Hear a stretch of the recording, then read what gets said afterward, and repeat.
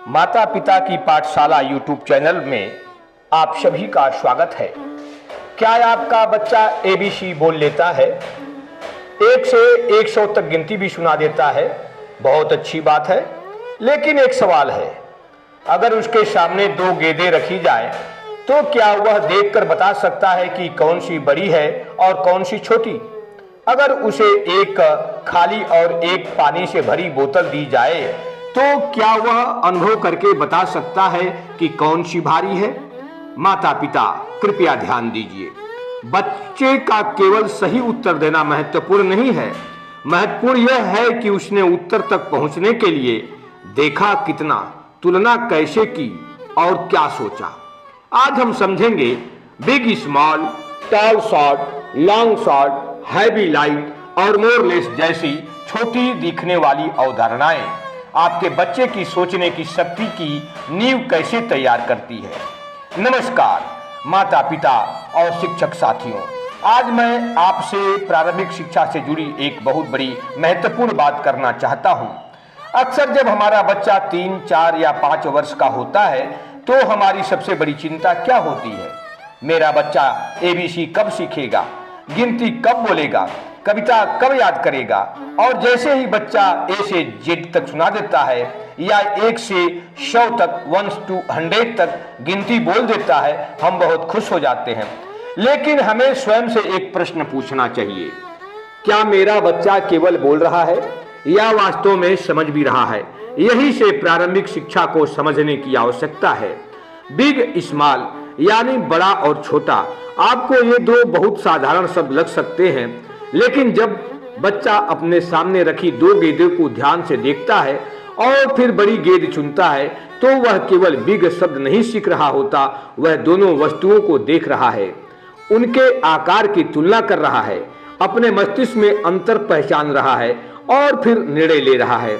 यानी एक छोटी सी गतिविधि में बच्चा देखना, तुलना करना और निर्णय लेना सीख रहा है।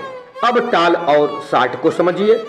बच्चे के सामने एक लंबी और एक छोटी वस्तु रख दीजिए या परिवार के 2 सदस्यों को एक साथ खड़ा कर दीजिए। बच्चे से पूछिए who is tall, who is short. बच्चा ऊंचाई को देखकर अंतर समझने का प्रयास करेगा। इसी प्रकार लॉन्ग और शॉर्ट की गतिविधि कराइए। एक लंबी पेंसिल और एक छोटी पेंसिल बच्चे के सामने रखिए, उससे कहिए show me the long pencil.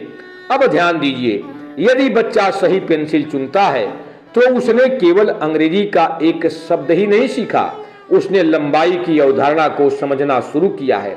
अब बात करते हैं हैवी और लाइट की। एक खाली प्लास्टिक की बोतल लीजिए, दूसरी बोतल में पानी भर दीजिए, दोनों बोतलें बच्चों के हाथ में दीजिए, उसे स्वयं उठाने को दीजिए, फिर पूछिए व्हिच बॉटल इज हैवी। बच्चा दोनों बोतलों का वजन महसूस करेगा, वह अनुभव के आधार पर अंतर समझेगा। यही अनुभव आगे चलकर विज्ञान की अवधारणाओं को समझने में उसकी सहायता करेगा। अब मोर और लेस को समझिए। 2 प्लेट ले लीजिए, एक प्लेट में 5 बिस्कुट रखिए, दूसरी प्लेट में 2 बिस्कुट रखिए।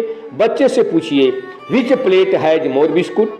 लेकिन यहाँ माता पिता एक महत्वपूर्ण गलती करते हैं, बच्चे से प्रश्न पूछते ही स्वयं उत्तर भी बता देते हैं। नहीं, उत्तर तुरंत मत बताइए, बच्चे को देखने दीजिए, उसे बिस्कुट गिनने दीजिए, दोनों प्लेटों की तुलना करने दीजिए, उसे थोड़ा सोचने दीजिए। यही वह गलत उत्तर देता है तब भी घबराइए मत, उससे कहिए देखो बेटा, दोनों प्लेटों को फिर से देखो, अब गिनो 1 2 3 4 5, 1 2 3 4 5 और दूसरी प्लेट में 1 2 1 2। अब बताओ किसमें अधिक है? जब बच्चा स्वयं उत्तर खोजता है तब उसके मस्तिष्क में सीखने की प्रक्रिया सक्रिय होती है। माता पिता ध्यान रखें, बच्चे को हर समय उत्तर देने वाला बड़ा व्यक्ति नहीं चाहिए, कई बार उसे ऐसा बड़ा व्यक्ति चाहिए जो सही प्रश्न पूछ सके। आपका काम बच्चे के लिए सोचना नहीं है, आपका काम बच्चों को सोचने का अवसर देना है। घर की वस्तुओं को ही शिक्षण सामग्री बनाइए। फल, खिलौने, चम्मच, कटोरी, बोतल, पेंसिल, किताबें, इन सभी से बच्चों को सिखाया जा सकता है। 2 आम रखिए और पूछिए which mango is big. 2 pencil रखिए, पूछिए which pencil is long. 2 bag उठवाइए, विच बैग इज हैवी। 2 समूहों में खिलौने रखिए इत्यादि पूछिए। देखिए आपके बच्चे का विकास होगा।